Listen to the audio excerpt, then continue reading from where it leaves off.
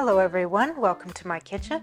I'm Nicole and today we're going to be making gluten-free snack bites. They're a wonderful 2-bite treat made with nut butter, oat flour, coconut, and more for a delicious gluten-free snack.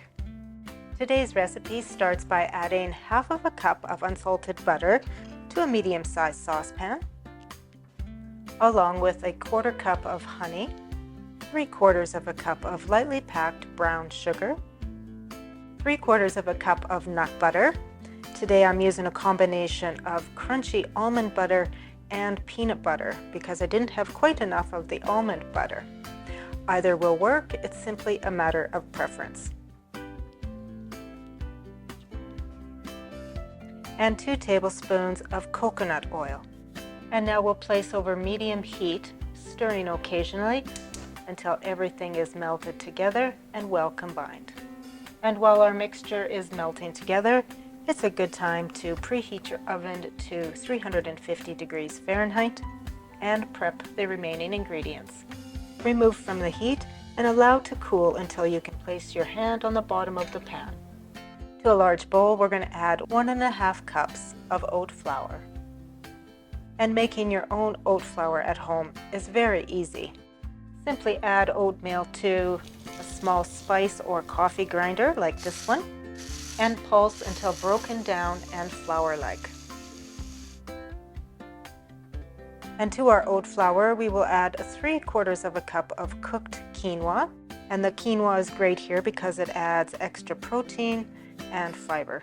1/2 cup of large flake oatmeal, 1/2 cup of unsweetened coconut, 1/4 cup of sunflower seeds, 2 tablespoons of chia seeds, and they absorb a lot of moisture and become almost gel-like, and that helps to keep you feeling full longer.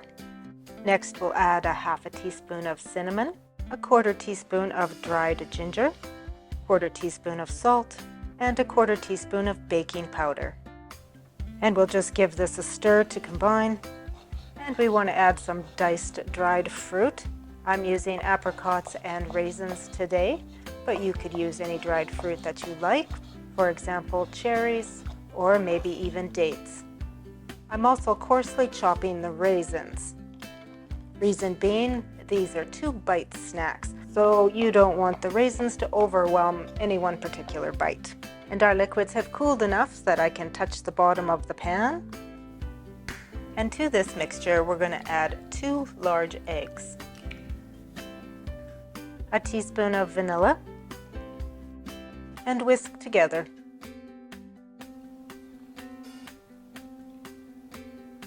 We'll add our wet ingredients to the dry, along with our dried fruit,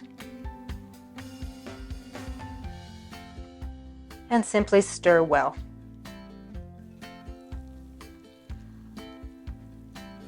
Spray a mini muffin tray well with non-stick spray and fill using a 1½ tablespoon scoop.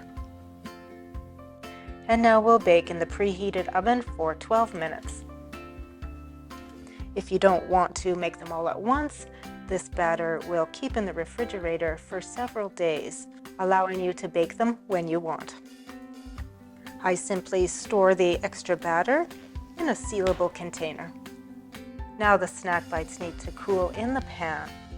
This will make them much easier to remove. If you try to remove them while they're warm, they'll simply just fall apart. And if they're giving you any kind of trouble, just loosen them lightly with a knife.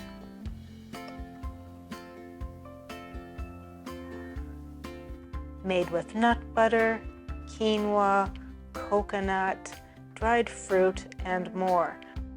They're really just a perfect little snack. Thank you for watching today. Don't forget to subscribe so you never miss a great recipe, or visit me at my website at compelledtocook.com. We'll see you again.